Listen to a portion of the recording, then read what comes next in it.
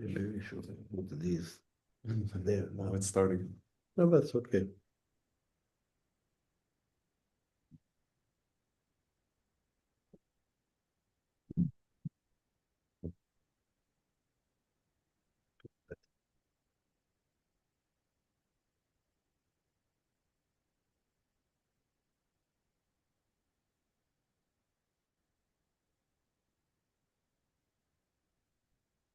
Let's start. Okay, good morning to everyone that has joined us in this webinar. This will be the presentation of a study on integrity and independence of criminal justice system in the Western Balkans, focusing on judiciary and anti-corruption bodies. And I have with me a number of experts that I will introduce later on as their turn comes in. For those participating and following our discussion, I would like to remind you that you can pose your comments or questions at a special chat, special box, which is called Q&A, questions and answers. And then we will look at that and we will try to respond to your comments and questions. So I would like to start with an introduction. And can I have not really the first slide, but Claudio, the second slide already. Just to give you a very short background, is that the topic of corruption and anti-corruption in the Western Balkans is almost a perennial topic, but Global Initiative Against Transnational Organized Crime focused its attention to this topic since 2018, following the London summit of the Berlin process. Berlin process was something that started under the ex-chancellor of Germany, Angela Merkel, to help countries in the Western Balkans to facilitate their way to joining European Union. And there were a number each year of meetings. London summit is important for this topic because that was the time when the governments of the countries, governments of the time, in 2018, have made anti-corruption pledges. And then Global Initiative was asked to look at how these pledges have been implemented. And that's how we started this series of trilogy that I called. And the first one was infrastructure of integrity, where we looked at the political economy of corruption and anti-corruption in the region in order to see where the pledges that were made sit. And by looking at this political economy of corruption and anti-corruption, it became somehow to us clear that in this region, there is something that we called organized corruption. Claudia, can we go to the next slide? So basically, organized corruption refers to the involvement or use of various forms of corruption and related illicit activities by an interest organization, criminal or not, which profits from the position of power and or political coverage to gain financial, political, or social benefits. And we have, of course, realized that there is a high-level corruption, there is a mesosphere, and there is the underworld. High-level corruption being very much committed by entities, including political parties, government structures, and the like. Mesosphere is where a number of, for example, private companies have been involved in illicit deeds, particularly through corruption, always linked with the political establishment. And the underworld, by definition, is where we have examples of organized crime groups that are involved in corruption. So can we go back to the slide? Following this reasoning, we have done another study, which is called Organized Corruption, Political Financing in the Western Balkans, and we have focused there on three most vulnerable sectors. One is financing of political parties and elections. Another one was financing and control over public or state enterprises in the region, which are still very important chunk of the economy in the region. And the third one was, again, use and abuse of public procurement through corruption and other illicit deeds. Having done that, we have moved to resilience against this organized corruption. And the first part of that was devoted actually to the institutional resilience, institutional responses. And these are the two studies on integrity and independence of criminal justice institutions. The first one focused on police and public prosecution. That was done in November 2024. And the second one focusing on judiciary and anti-corruption bodies, which we are launching today, and this is going to be the focus of our discussion. Can we go to the next slide?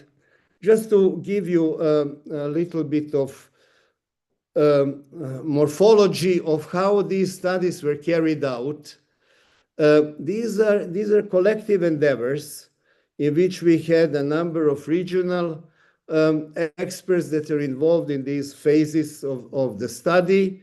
Altogether, we had a number of them, almost 9 regional experts. For each sector, for police, public prosecution, judiciary, anti-corruption bodies, we had 6 national experts, so altogether 24 national experts that prepared reports on their country's situation. And then we had a sort of peer review by national independent reviewers for each section, again, 24 of them. We have held 4 technical meetings in Skopje, in Tirana, in Belgrade, one among them in Belgrade twice, but one was online. So this was the methodology that we have followed. A lot of information, a lot of expertise has been put in. And there was also, as I would like to really emphasize that, a sort of a peer review regarding the information analysis and the main findings. Can we go to the next one? This is not my next one, this is at the end. So now it is my really pleasure to introduce Professor Sunčana Roksandić. She's been in our studies from the very beginning till now, involved in looking particularly at the international aspect of anti-corruption, including European Union, Council of Europe, United Nations, and other reports. So Sunčana, the floor is yours. Thank you. Thank you, Ambassador. It's a pleasure to work on the research on this very important topic. And I really do hope that the findings that we came with all our publication will really serve on domestic level, nationally to countries to undergo reforms, and also internationally to use as a criteria for evaluation of the progress. When we are talking about international and regional, but international standards concerning judiciary and anti-corruption agency in Western Balkans, of course, countries do follow requests made by UNCAC, Greco, and other bodies where relevant, and also EU as such when reforming its either judiciary and anti-corruption agencies. But as we will hear from our other speakers and from yourself in the beginning, without independence, professionalism, and high culture of integrity, any kind of reform, even the best legal reform, cannot really materialize in practice and lead to what is expected to be gathered as results of such reforms.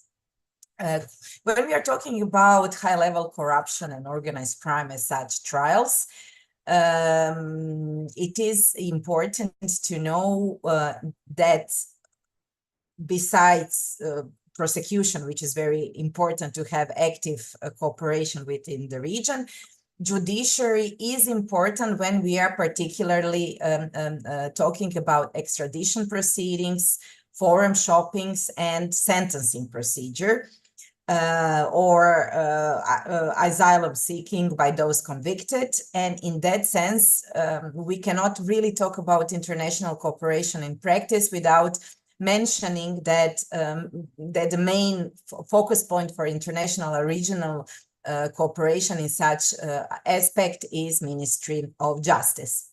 And when we are talking also about mutual mutual legal assistance in criminal matters. The countries within the region and without have agreements, and that agreements also exist with other countries. I can talk about experience with Croatia, that bilateral agreements do exist when we are talking about mutual cooperation in those cases. It's the Eurojust as that's very important partner in such respect, but definitely in some countries where there is not the best possible experience concerning war crime trials, where those accused were avoiding justice, maybe that reflects problems which do occur also in corruption and organized crime cases, although there I must say that in many cases, especially in recent ones, there is a very good cooperation between different bodies which are responsible for such cases. Definitely, the successful cooperation is seen in investigation and in prosecution cases as such. But also it should be really underlined that there are many dual citizenship when we are talking about Western Balkan, but also former Yugoslavian countries when we are talking about organized crime and sentencing and avoiding sentencing, particular for such cases. And there are cases when convicted of high-level corruption do avoid justice by just using that dual citizenship, which is now being also regulated by new mutual agreements. When we're talking about anti-corruption bodies, they are agencies. They are not very active when it comes to international cooperations, especially if they have, and they mostly have, preventive character.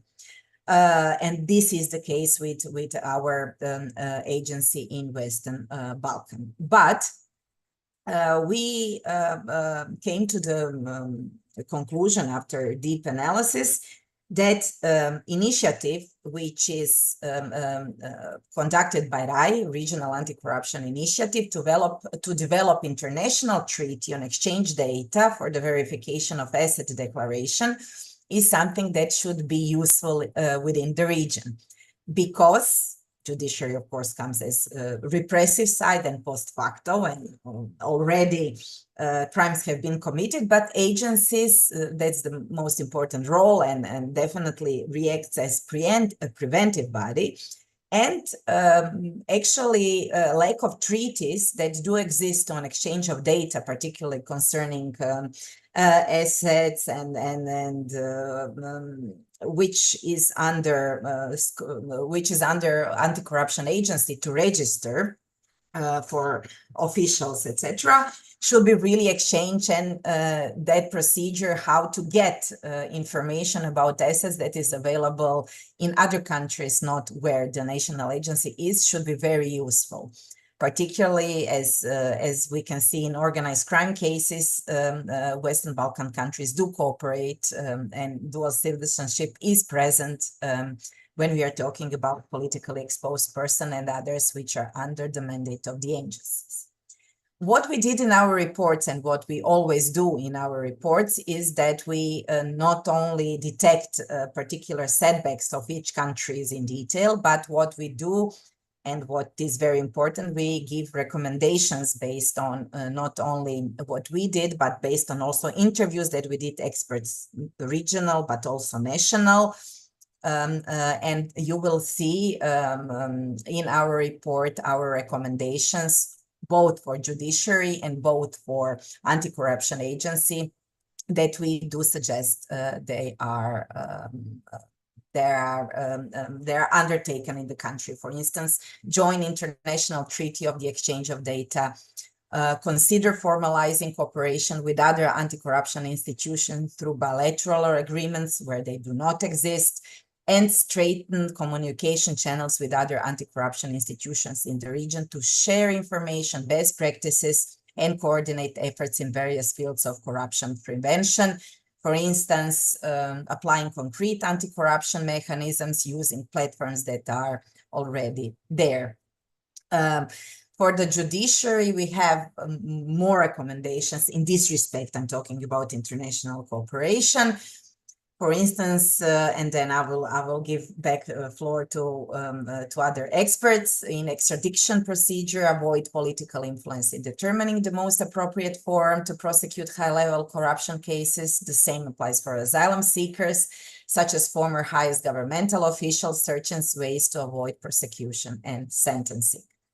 Also, limited and financial human resources affect international or regional cooperation, and that should be also underlined, as well as the ability to participate fully in regional international initiatives. Therefore, high-level integrity, equipment, and not just changes in law, but budgetary complementary increase is definitely needed. Okay, thank you very much.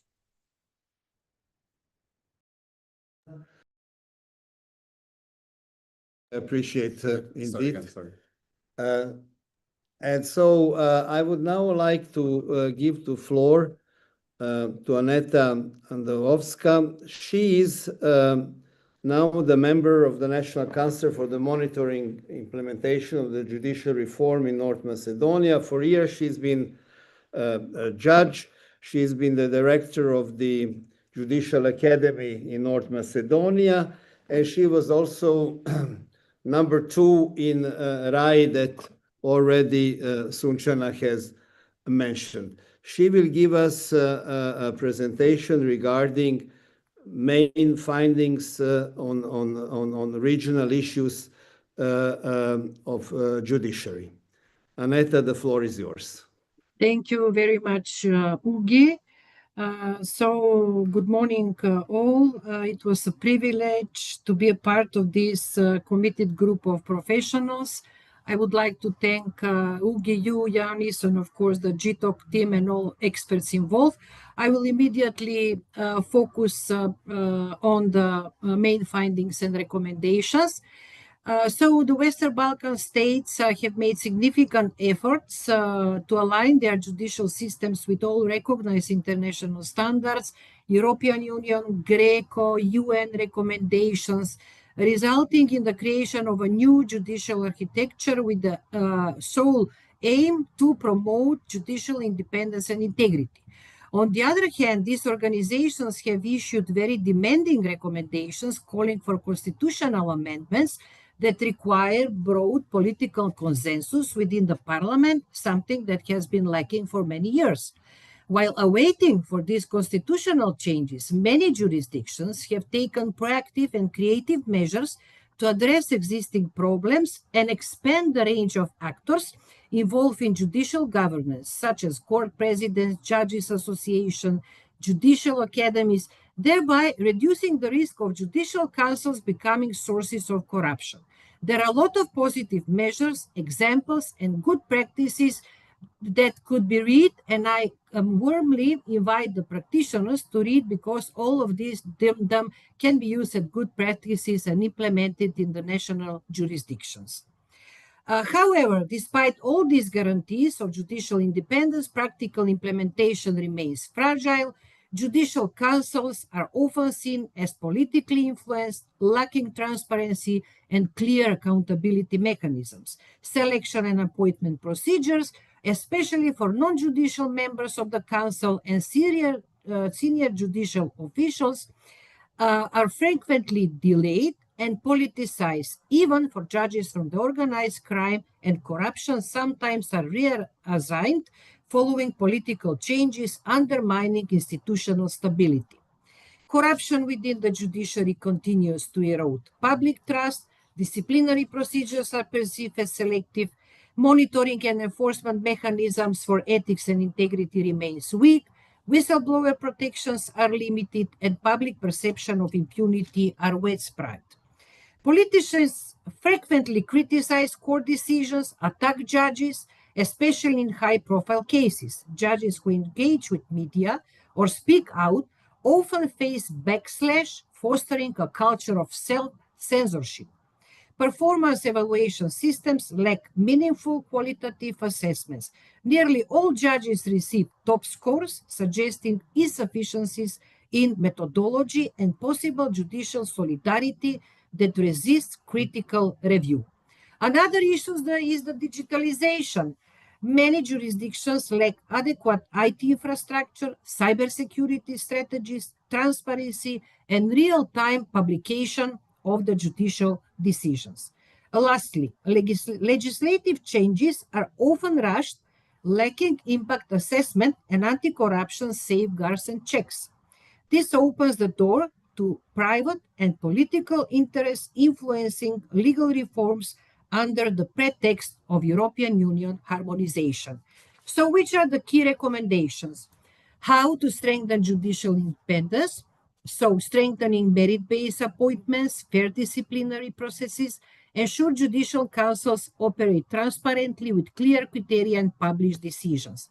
A robust oversight, audit mechanisms via targeted internal controls, whistleblowing protection, and independent oversight mechanisms. More strong role of the ethical committees, guiding and advising judges on ethical and conflict of interest issues, including social media conduct. Depolitization of the Judicial Council by removing the ex-officio members, clearly defining mandates. Judicial Council should go beyond appointments, not only being a voting machine, but also actively engage in strategic planning, budget negotiations, support legislation on salaries, and develop staffing strategies to address shortages and optimize workflow force distribution. Enhance IT system, specialized training on financial investigations, complex case management, data analytics to be part of strategic judicial leadership. Rebuilding public trust through open communication with civil society, improve media relations, judicial associations becoming more visible in defending and promoting independence and ethical standards. Protecting freedom of expression for judges, ensure safe channels for reporting political interference, promote ethical culture, regular training, consistent application of disciplinary standards. Ensure inclusive justice by collecting gender disaggregated data, implementing gender equality action plans across the judiciary, including gender-sensitive budgeting. Enhance interagency coordination, especially with data providers of information, interoperability, close cooperation with the commissions for prevention of corruption, and also transparent debates with the parliament can help spot and address potential corruption risks in legislation. I will just conclude that these regional findings on judicial independence and the whole publication on all criminal justice actors are essential, especially now, for fulfilling the obligations from the reform agency agenda for Western Balkan countries, especially the policy area 5, as this publication provides significant insights into shared challenges and practical solutions. This approach can help jurisdictions align their reform steps with those which are common across the region and enable regional level analysis, benchmarking, and comparability, and help them align with national reforms with European Union accession requirements. I think I'm okay with the time. Thank you, Annette. Thank you very much for this excellent expose of the main findings and issues at the regional level. As you have understood, we have had for each country a national report on the issue, in this case of judiciary, and there are 6 of them. But we have this time, we couldn't, of course, present all of them because of the lack of timing. We will try to have these discussions in each country. At this presentation, as an example, as an illustration, we have asked a national expert from Serbia, Radmila Dragicevic-Dičić, who was, he's judged all her career. She was the Supreme Court judge, and also she is the vice president of the International Commission of Juries. So Rado, you have the floor.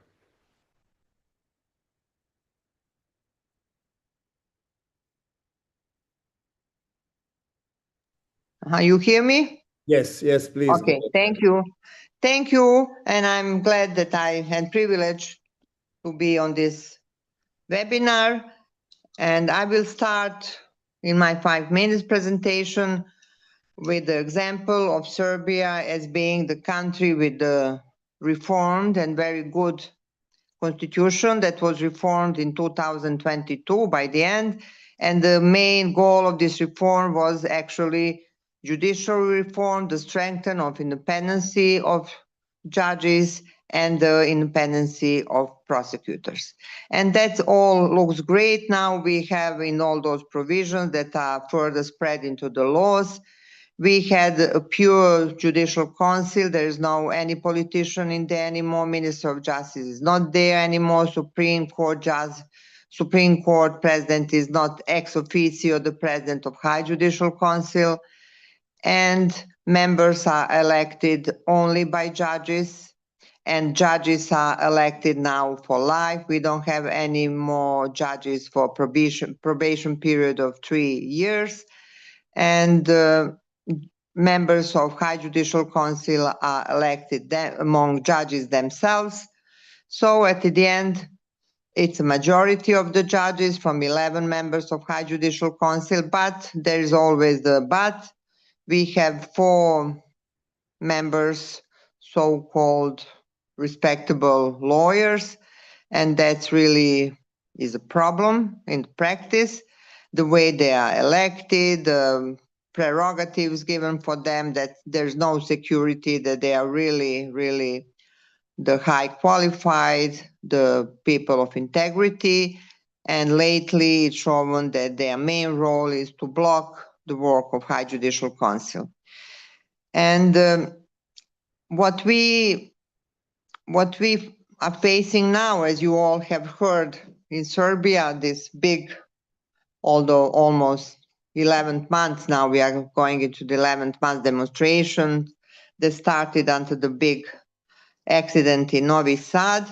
And there we can see really what is the topic of all the work we did here and all those publications, is this deep connection of corruption and the deep involvement of corruption and trying to reach to the judiciary, to judges, to prosecutors, and that corruption is eating up all the institutions.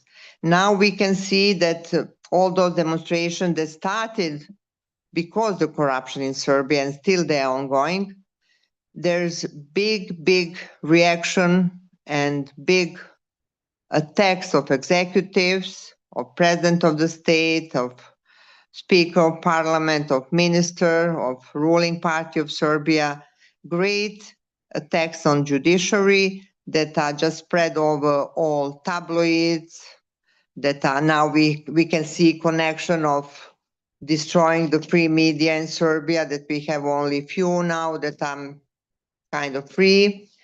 And judges are really being attacked, and there's a big dispute over the cases that are so-called political, but they are not political. There's the issue of detention, whether the people who are protesting, usually they are students, they are high school kids over 18, sometimes under 18, whether they will be detained or not. If judges and prosecutors don't act the way the politicians want them, they are immediately exposed to the severe attacks their private data being revealed, their private photos, their pictures are published all over media, and they are called the traitors, the enemies, just really, really horrible. So, but what is happening now, High Judicial Council is not giving the response to defense judges in this situation. There's a blockade there. There's a blockade of some also associations of judges. So judges are somehow self-organizing themselves and trying to fight and trying to announce it to the international community. And I think that it's now really the point where we can witness the situation when you have such a perfect constitution, when you have a perfect provisions, but it doesn't work. It doesn't work because the politicians, executives don't want it, because corruption is so big and they want to hide it. They want to, for example, the prosecutor for organized crime just announced the investigation against 11 defendants. 2 of them are the ministers, and then that was disaster. There was just such attacks on them, on the prosecutor for organized crime, on the judge who put them in detention.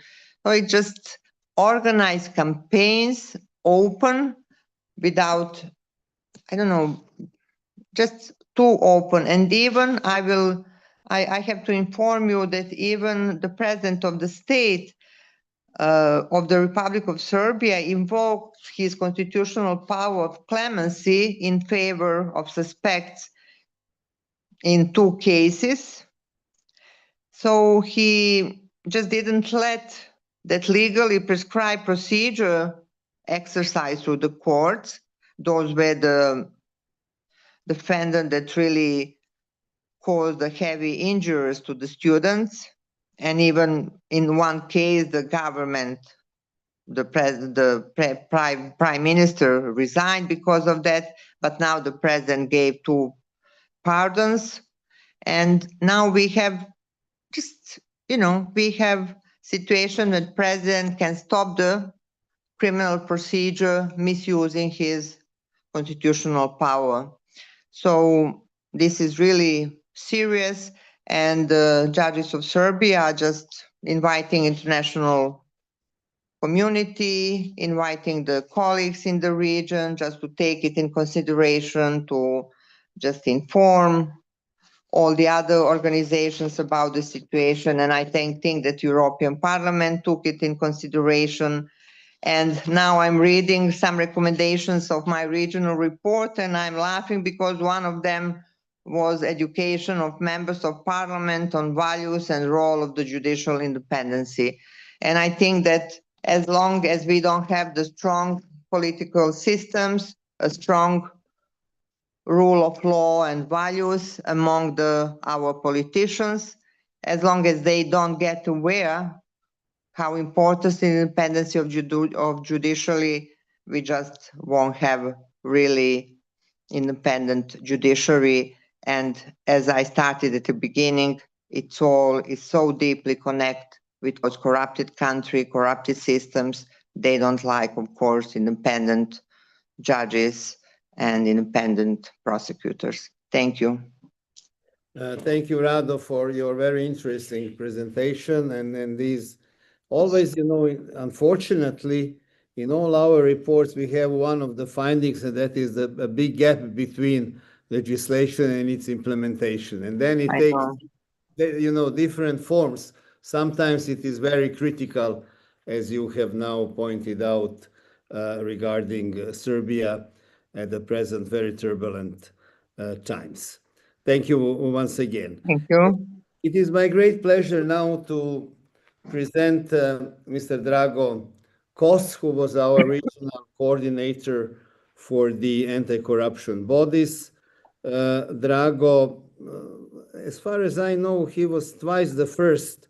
He was the first, I think, director of the organized crime in Slovenia, and then also the first director of the anti-corruption agency in Slovenia. Otherwise, he was very much on the international level involved in the work of Greco and OECD, and he is the chair of the Istanbul Anti-Corruption Action Plan. Drago, the floor is yours. Thank you, Uglesha, and let me greet everybody from Slovenia and thank the GI-TOC to allow me to be part of the project, this very interesting project. But most of all, I would like to thank, let's say, all my colleagues from the countries as our national experts, which basically enabled me then just to polish the reports a little bit and come out with it.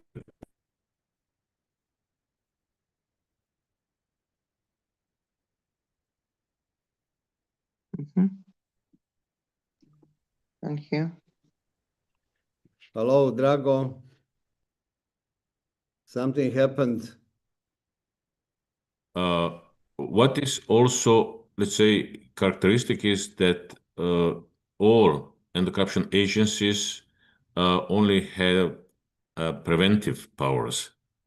Only the first, let's say, law on the agency, and I will call all the agencies, although they have different names. So only the first law in Kosovo has given some law enforcement investigative powers to their anti-corruption agency, but with the new law, they have lost these powers. So what's the reason why the governments, despite the fact that the UNCAC is clearly asking countries to have specialized anti-corruption law enforcement and specialized law anti-corruption preventive agencies, why the governments have only opted for the preventive type of anti-corruption agencies? There are two reasons for that. The first one is that the police at that time was still functioning normally, more or less independently, with high level of autonomy in investigating economic crimes, including corruption. And the second one, which we can see now more and more popping up, is that the governments wanted to keep full control over the investigative activities of the police, which is the case if the police is part of the Ministry of Interior, which is the part of the government, which means the executive branch of power. In addition to, let's say, professional features of different agencies, I have to mention some other features which are really important in some of the countries and are really influencing the work of these agencies. The first one, let's say, in Albania, we can see a huge fragmentation of the national anti-corruption institutions and their powers. And let's say after so many years and after so many advice given to the government of Albania, I cannot avoid let's say, the feeling that this is done intentionally. In Bosnia, they have huge problems with this decentralized constitutional structure as introduced by the Dayton Peace Agreement, which has also causing fragmentation in the anti-corruption efforts of the country. And then we have three countries where the heads of the anti-corruption agencies have been arrested. It started first in Serbia in 2010, which was clearly a result of a politically orchestrated move with the intention of sending a clear message to future senior agencies officials to obey the government of the day. And I have to say the message was delivered and the message is respected by all following heads of the anti-corruption agency Serbia. Then we had the anti-corruption agency in Montenegro, where in 2024, the head of the agency was also arrested. And we have also the agency of the commission in Macedonia, where this year, after the finalization of the report, and that's why you will not find it in the report, the head of the commission was also arrested. So those, of course, are elements which are severely influencing and making very difficult the work of the anti-corruption agencies. So now to different features which would have to be, let's say, prominent for the anti-corruption agencies, but in the Western Balkans, they're really not. So despite the legislation ensuring independent position and function of the anti-corruption agencies in the Western Balkans, in practice, this is not happening yet. And the politicians are mostly controlling the agencies through the processes of appointment of the heads or the, let's say, the functionaries of the agencies, because in all countries except in Montenegro, the heads of anti-corruption agencies are appointed by the parliament. In Montenegro, they are appointed by the council of the agency, which is then appointed by the parliament again. Anti-corruption agencies are basically new kids in town. So the all existing other agencies, which have much more of history, are not always willing to cooperate with them, which has bad consequences in two different areas. The first one is that, of course, the agencies cannot do everything by themselves, so they lack the results. The second one is that since they are the country's national anti-corruption agencies, when the fight against the corruption is not functioning in the country, they're being blamed for everything what is bad, rarely for what is good in the country. Although they sometimes they do everything what they can do, but because of the lack of cooperation of other bodies, they simply cannot achieve the best possible results. You would expect that anti-corruption agencies would be the ones pursuing transparency as one of the most important tools when it comes to fighting corruption. But with the exception of, let's say, only 2 countries, 4 other countries, their agencies are basically exposed as models of non-transparent functioning. With the exception of Montenegro, none of the agencies in the region has ensured minimum allocation for their work. So in Montenegro, the law is providing for minimum allocation of 0.2% of the state budget each year for the agency, which is not the case in no other country, so which always have the problems with enough resources. And of course, lack of independence, lack of resources, lack of transparency. This, of course, influences the low level of effectiveness of these agencies. But they have additional problem because, let's say, Western Balkans is basically all the countries are post-communist countries where the simple proof of effective functioning of state institutions was the number of people arrested and sanctioned. So now the agencies, as we said, they only have preventive powers, so they cannot arrest people, they cannot adjudicate people. So if the law enforcement and judiciary in these countries are not functioning, also in the area of corruption, then of course this fires back to the, let's say, appearance of the effectiveness of the anti-corruption agencies, which are still struggling to prove that they are effective. So what we see that in some countries, some agencies from time to time are really trying hard to do good work, and they're not afraid of even dealing with, let's say, the top officials. While in other countries, we have cases, let's say, where do they commit serious irregularities themselves. We had a case in Bosnia where the whistleblowers were not protected. In Montenegro, the law on personal data protection was violated by the agency. In Serbia, the law was again violated because the agency did not want to share information on registered weapons owned by the ministers with the public, and so on, so on. So what should we do in the future? First of all, I'm sure that somebody will say that this is blasphemy. I think that we would have to give the anti-corruption agencies the law enforcement powers. The concept of prevention is running out because less and less people and less politicians are taking anti-corruption agencies seriously. And on the other hand, let's say, as I said, the police is having serious problems with the independence and autonomy of their investigations. So let's say the very important thing would be if anti-corruption agencies would gain the law enforcement powers. Then the next one, to ensure the independence, leadership recruitment should be merit-based with dominantly professional representation in selection, which means that politicians would not have the final say in appointing heads of anti-corruption agencies. They would have to be able to get additional enough resources and allocate them independently. All other public institutions would have to reach out and help the anti-corruption agencies because alone they can't do much. And last but not least, now in the Western Balkans, we're still trying to find robust and genuine political will to fight corruption. And this is the reason number one why our agencies are still not as effective as they could be. Thank you very much for your attention. Thank you, Drago. Thank you very much for this overview, and I think also pointing out to some of the critical issues and recommendations for what should be done in the future. It is now my pleasure to give the floor to Madam Rosarta Regalina from Albania, who is a law expert That sounds very modest, but it means a lot. And Rosarta was involved in several of our triology studies. And this time she will talk about anti-corruption bodies, which is a good name for the situation in Albania, as Drago pointed out. Rosarta, you have the floor. Thank you, Ambassador. First of all, allow me to highlight that it was a privilege to cooperate with the esteemed colleagues of GI-TOC, with the regional experts and also with the country experts. And I think that this report, content-wise, is very important for Albania, considering the current circumstances and the inspirations of the country to join EU.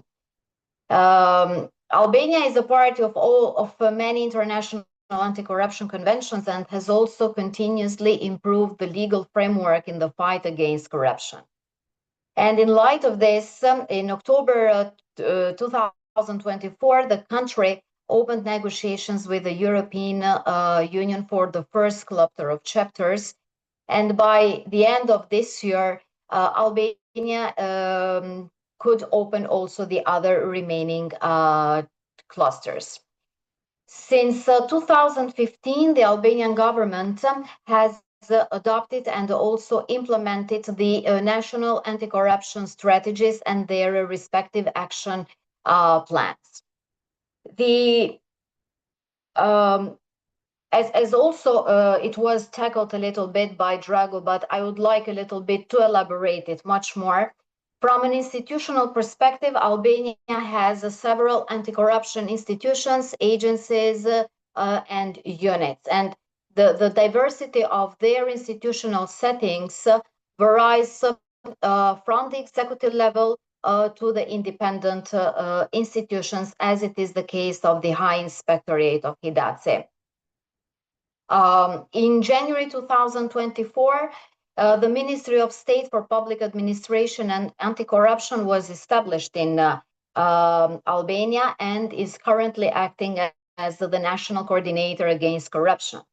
Again, in 2024, the Parliament adopted a strategic document, that is the Anti-Corruption Resolution, and an ad hoc parliamentary commission was established, aiming to strengthen the role of the parliament in the fight against corruption. Apart these two novelties, let's say, that I mentioned, there are also other institutions and also other agencies that are tasked with the fight against corruption. And as Drago mentioned, this leads to fragmentation of the anti-corruption efforts, of the anti-corruption initiatives that are taken. In this regard, it is also pointed out by the European Commission country reports that this fragmentation has led to duplication of competences and overlapping of powers among these institutions. It's a matter of fact that Albania does not have a consolidated independent anti-corruption agency.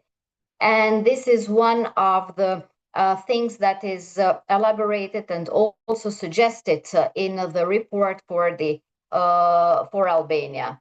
The establishment of one anti-corruption agency would be necessary to avoid this fragmentation of institutions or of anti-corruption agencies. The High Inspectorate of Declaration and Audit of Assets, but the title is a little bit long and I will refer as Hidatse, is one of the first independent anti-corruption institutions established in Albania in 2003.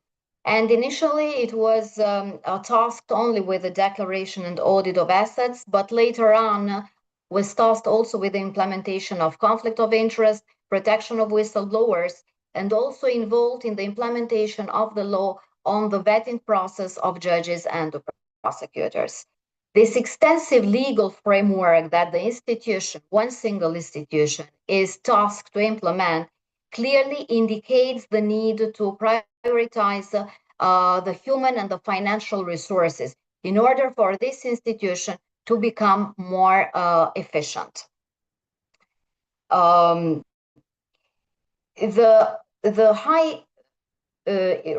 the legal framework, I would like to point out that the work of Hidatsi was often characterized by frequent legal changes. Since its establishment in 2003, the legal framework has been amended several times. But despite these legal amendments, Hidatsi still does not have one specific, one organic law to regulate the organization and the functioning of this agency.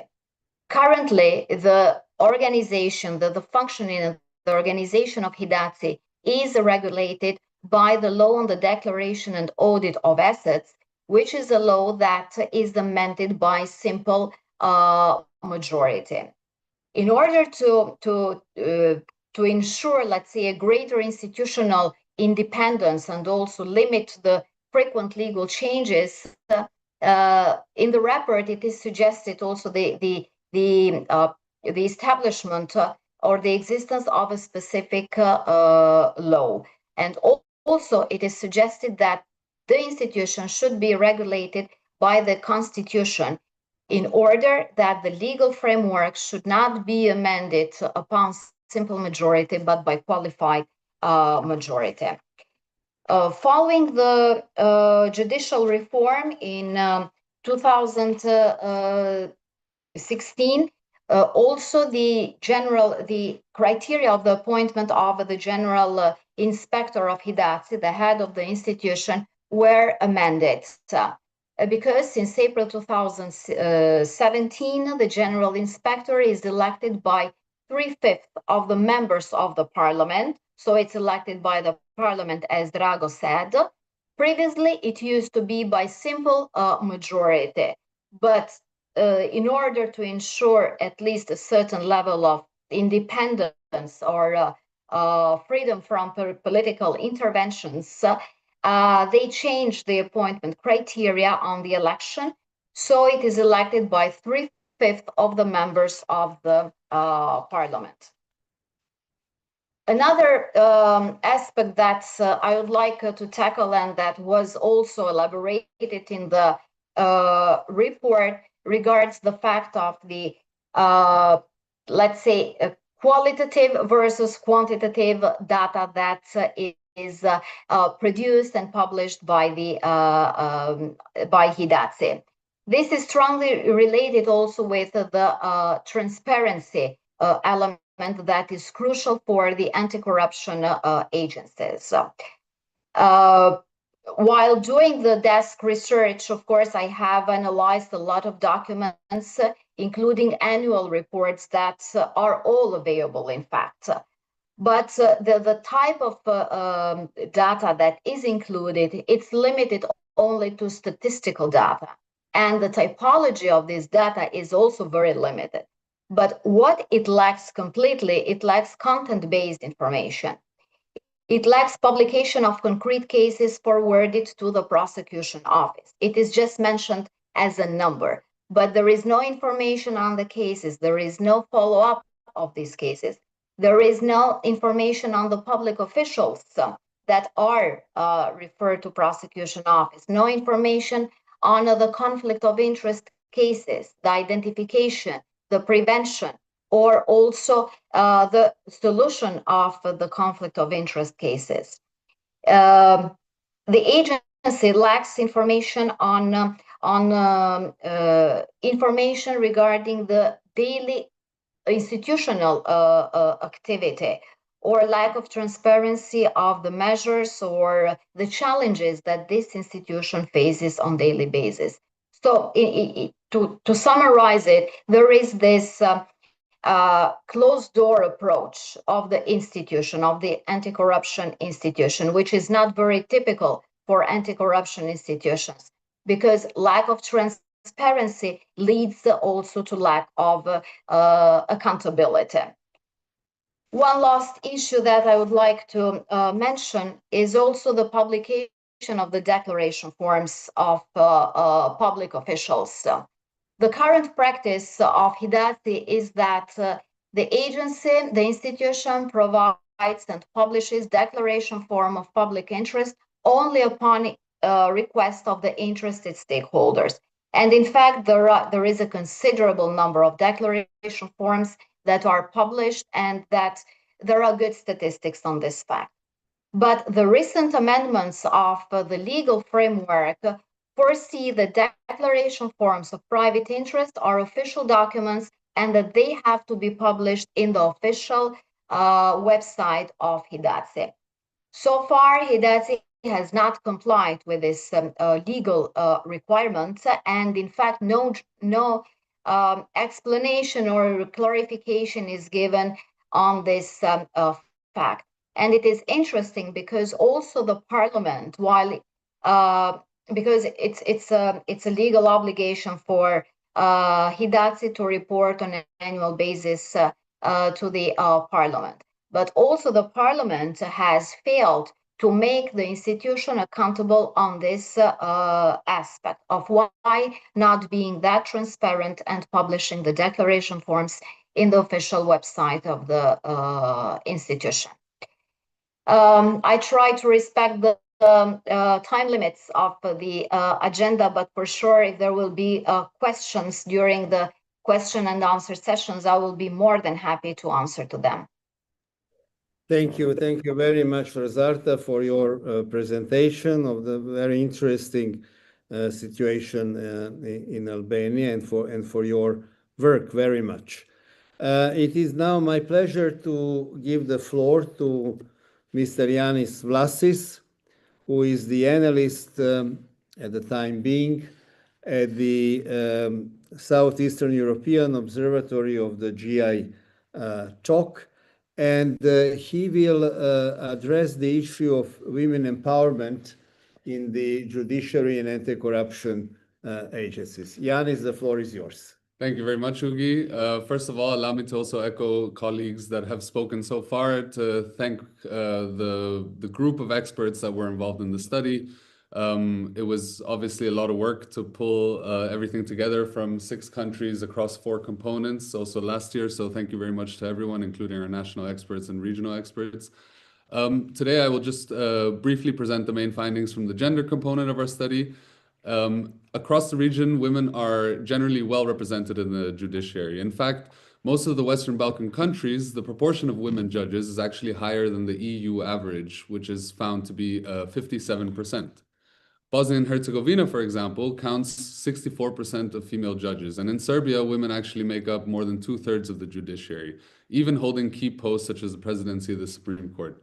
Montenegro also records nearly 60% of women amongst judges. At first glance, these numbers suggest major progress, yet the picture actually changes when we look at senior positions more generally. At higher level of decision-making, such as appellate courts, Supreme Courts, and court presidencies, men still tend to dominate across the region. North Macedonia, for instance, has over 60% of women in lower courts, but fewer than 40% in its Supreme Court. Kosovo, on the other hand, reports just 35% female judges overall, and only 2 out of 10 court presidents are women. Albania has shown progress in recent years, but its Supreme Court has just 5 female justices out of 17, and a very persistent wage gap remains. This tells us that while entry and mid-level representation is strong, a glass ceiling continues to block women's advancement. The reasons are both systemic and cultural. Traditional views of leadership, uneven promotion pathways, political influence, and practical challenges such as limited childcare or fewer mentoring opportunities restrict these opportunities. Turning to anti-corruption bodies, the picture is more mixed.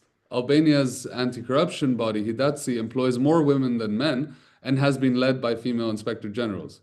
North Macedonia has also shown openness to female leadership, with women holding the presidency of its commission a few times. Montenegro's agency also stands out as having a near equal gender balance in management positions. Elsewhere, however, progress is a lot slower. In Bosnia and Herzegovina, there has never been a female director of the agency, and Kosovo's leadership positions remain largely also in male hands.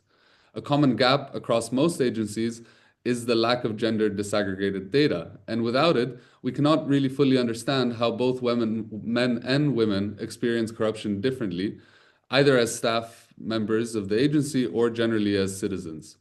Despite these challenges, there are also promising practices. Serbia's agency, for example, has started reporting on gender in its annual reports and has developed guidance for tracking the progress in this regard. This transparency can serve as a model for others in certain cases. But why does this matter? Because balanced gender representation is not only a fairness issue, it strengthens the legitimacy of institutions. It increases public trust and brings diverse perspective to sensitive cases, from gender-based violence to high-level corruption.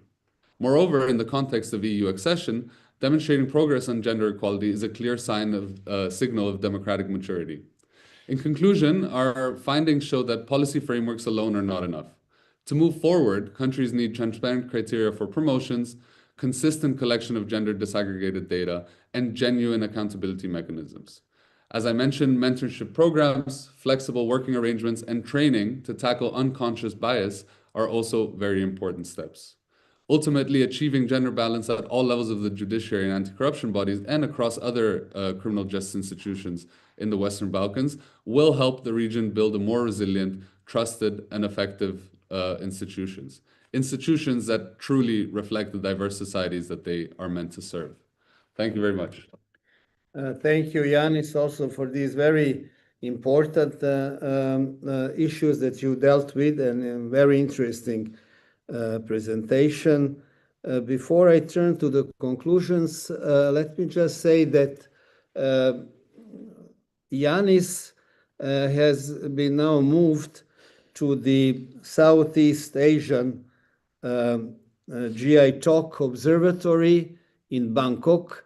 So he will be leaving the Southeast European and move to Southeast Asian. So moving geographically, he will also move to Bangkok. And since this is our last chance to talk with Yanis in public, I would like, allow me to use this opportunity to thank Yanis for all his work that he has done on all this triology that we have been dealing with. He's, in particularly, he has been working very, very closely with me. I consider him a friend, not only as a colleague, and I would like to wish him all the very best in his future work, where he will be the analyst, but also monitoring and evaluation official for the programs of GI in Southeast Asia. All the very best, thank you, Yanis, to you. I really appreciate that. Thank you. Thank you very much.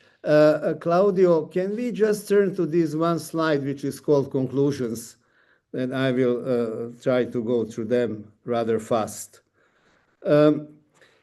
Before I look at these conclusions, I wanted to say that these studies were never meant to be only a research exercise. They always wanted to have certain impact, and the recommendations that we made were meant to have policy impact. And within that context, I would like to mention that thanks to the UK support, we have managed to organize 3 regional ministerial level conferences on anti-corruption. And the first one was held in Šibenik in Croatia, the second one in Tirana, Albania, and the last one in Ljubljana, Slovenia in March this year. I think we should mention it because these were, I would say, unique conferences, at least in our regional context, but maybe even at a more broader geographical scale, in which we managed to have ministers of justice present, to have high-level officials from judiciary, directors of anti-corruption agencies, for public prosecution, police, and most importantly for GI-TOC, representatives of civil society organizations in the region. So it was an attempt to put together government and criminal justice structures and civil society to discuss the issues regarding corruption and anti-corruption. Each of these conferences came up with what are known conclusions, Šibenik conclusions, Tirana conclusions, and Ljubljana conclusions, and all of them had this policy orientation. I wish we can continue with these sort of activities, which are, politically speaking, and in terms of the anti-corruption efforts, maybe even more important than the studies itself. But the studies have provided objective, independent analysis and evaluation of the corruption and anti-corruption configuration in the region, and therefore provided to the ministers of justice, high-level criminal justice officials, and civil society a well-based platform for discussion and political debate, which, among other things, is one of the principal mandates of Global Initiative Against Transnational Organized Crime. In a conclusion, very shortly, because you have heard from the regional experts and also from the two country examples, illustrations that we have used, there are a number of issues. Obviously, talking about integrity and independence, the first things that comes to mind and the first finding is that there is a need to do something against undue political and organized crime interference. We have seen through the national reports and regional analysis and through what, for example, Rada presented, there are various ways of undue political interference. They might be very subtle and it might have to do even on the legislative level, which is not always transparent and does not always in itself provide for independence. They are very subtle in terms of recruitment procedures, in terms of selection, in terms of how judicial councils are formed, how they operate, but also in terms of more direct political interferences, pressures, either indirectly or directly, in public or not in public. And so these are big, big challenges that all these criminal justice sectors face, and there is really a need to provide strong resilience to that, and I'll come back to it at the end. We have seen that corruption as well as organized crime are becoming more and more sophisticated with different methods, different actors, and therefore there is a need for an increased expertise, and that has been done to a certain extent to the establishment of specialized agencies, be it anti-corruption agencies or at the police level, specialized public prosecution units, or specialized anti-corruption and organized crime tribunals.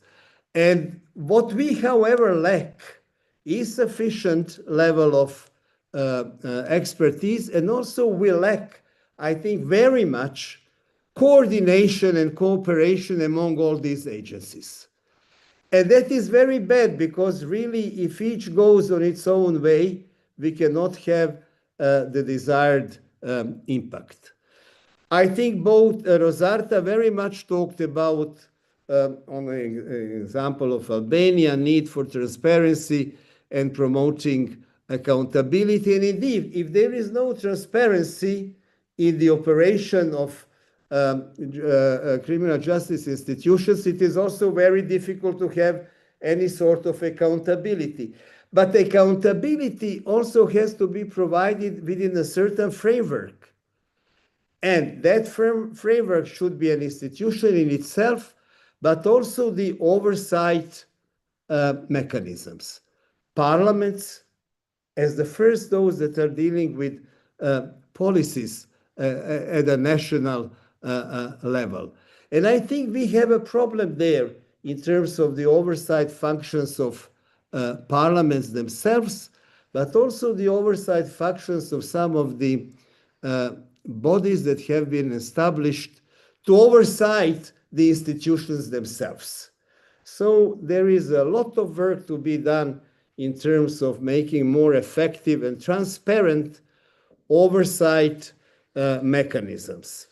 Sunčana has talked very much about the respect for international standards. This is not only the matter of facilitating the entry of Western Balkan countries to the European Union. I think this is the matter of building up high-level professional and organizational infrastructures.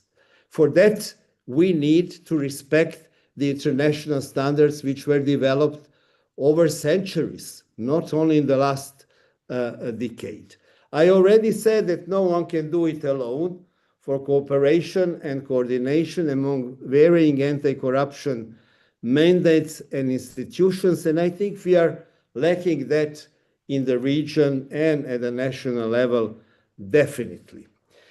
Yanis has talked about promoting gender perspective and the reforms, and I have nothing else to add to that. And of course, that we should respect, as Sunčana pointed out, international, in particular regional cooperation among police forces, prosecution, judiciary, and anti-corruption agencies. We really lack this sort of engagement at the regional level.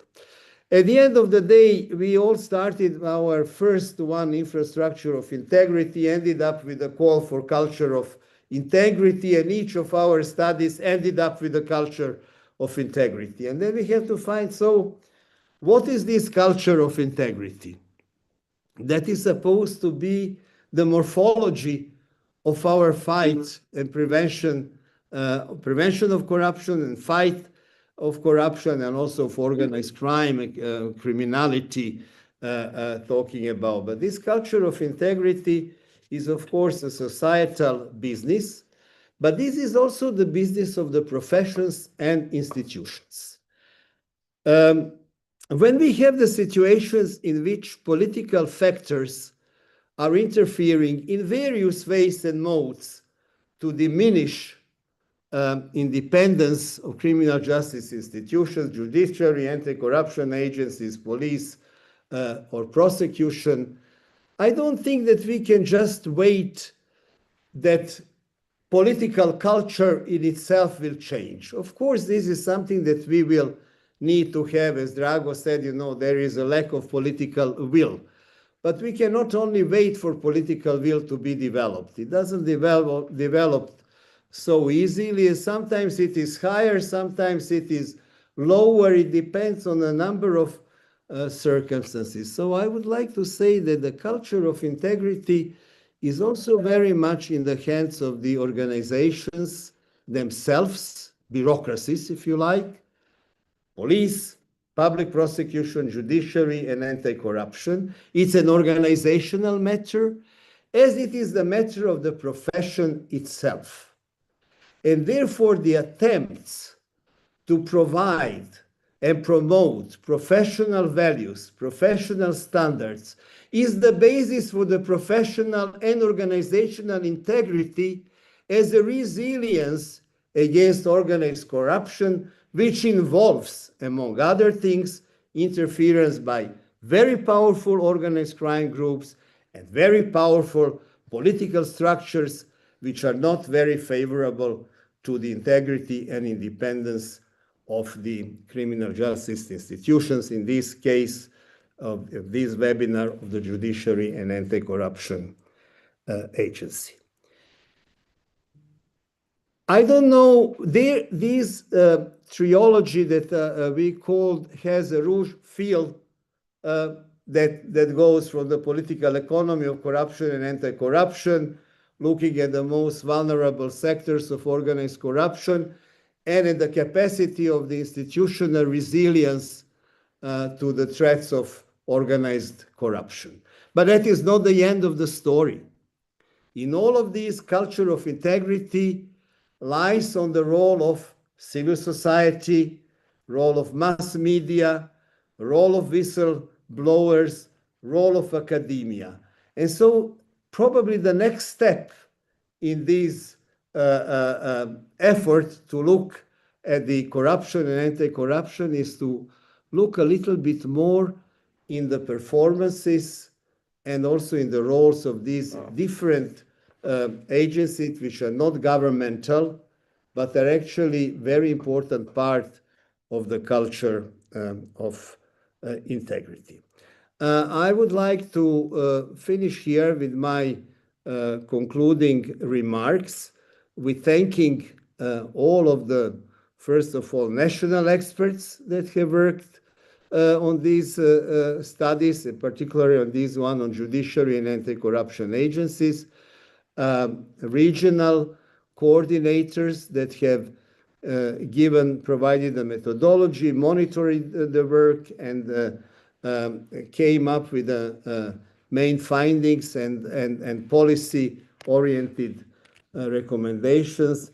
And of course, it is also my duty to thank the Global Initiative Against Transnational Organized Crime for providing us with the opportunity to get engaged in this very important endeavor. I think that now we can look if there are some of the questions or comments that we may wish to address. But Yanis, maybe you can. Mitigation measures and policies. Yes. There is a question about, is there an analytical report that guides the mitigation measures and policies? Maybe, Annette, I think you have been talking a little bit about that. Could you, and also from your experience from RAI, it would be interesting to hear from you a comment on this. Yes, thank you. There are, of course, thank you for this question. There are plenty of civil society organizations working, for example, on monitoring the situations in the judiciary in North Macedonia or monitoring the trials. What I suggested was that the judiciary, the courts, need to cooperate more closely with the civil society organizations. So all these monitoring reports, recommendations, not to remain on paper, but also to be implemented and to fit the judicial policies at the level of the court presidents, judicial councils, and individual judges. For example, we started with the work at the National Council with the monitoring of the implementation of the national strategy for judicial reforms. So it's very heavy task because, for example, we need to apply methodology that should be aligned with that we have a lot of strategies and we have different indicators developed for monitoring. So definitely we need to take into account how to work together, all these strategies, to find the joint denominators and to follow the implementation of these judiciary-related indicators.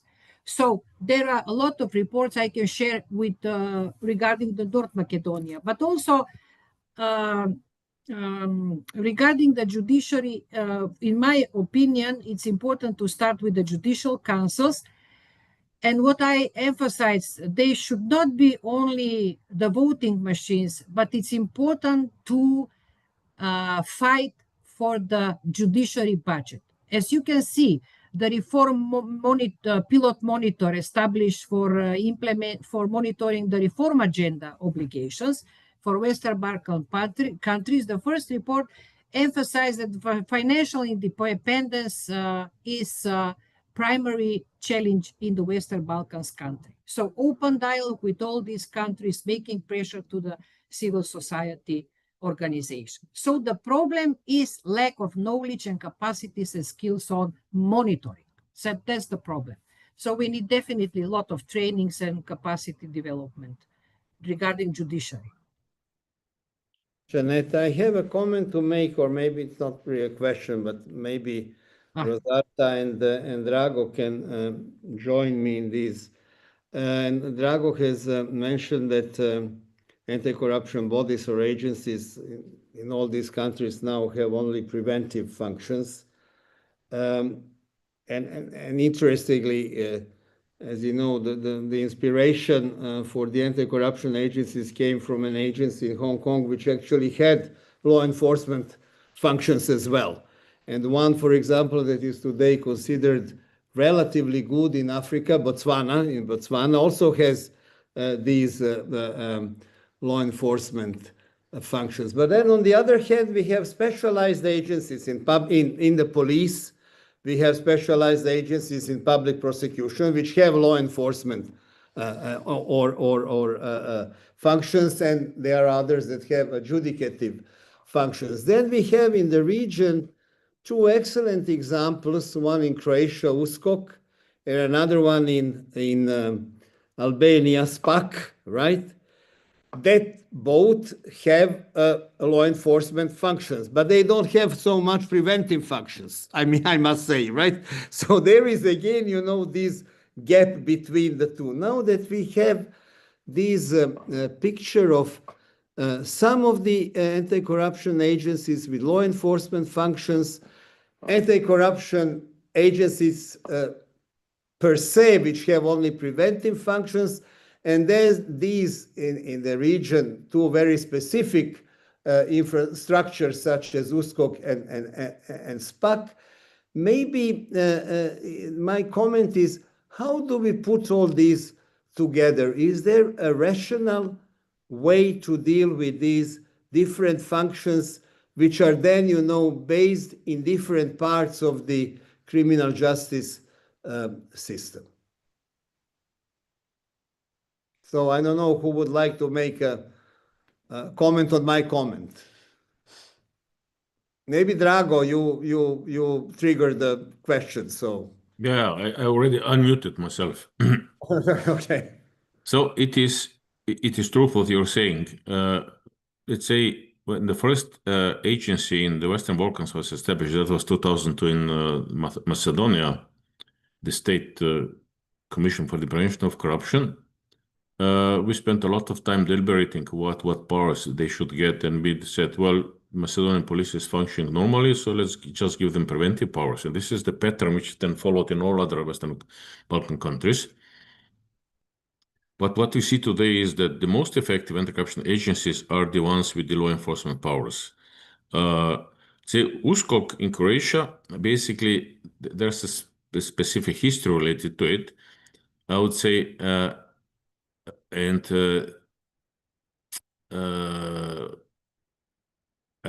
we have to know the USKOK also has problems from time to time. Let's say nowadays, where the prosecutor general of Croatia is a close political ally, I could even say the friend of the prime minister, and there's a constant battle between the activities of the prosecution service of Croatia with the European prosecution service.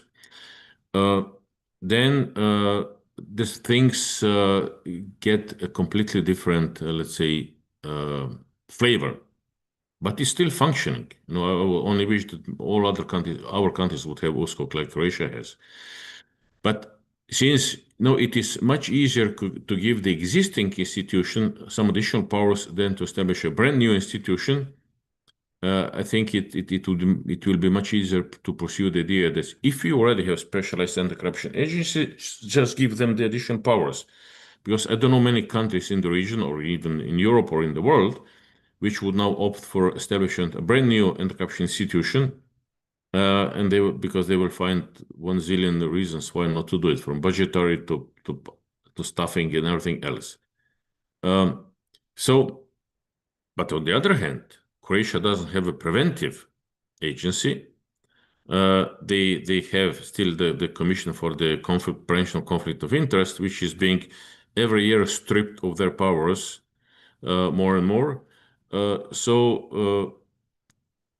Things are not so easy and so simple. But I think we can all agree that the agencies, either they are called anti-corruption or specialized prosecution and police agencies with law enforcement powers to deal with corruption, currently are more or less functioning much better than the agencies with only preventive powers.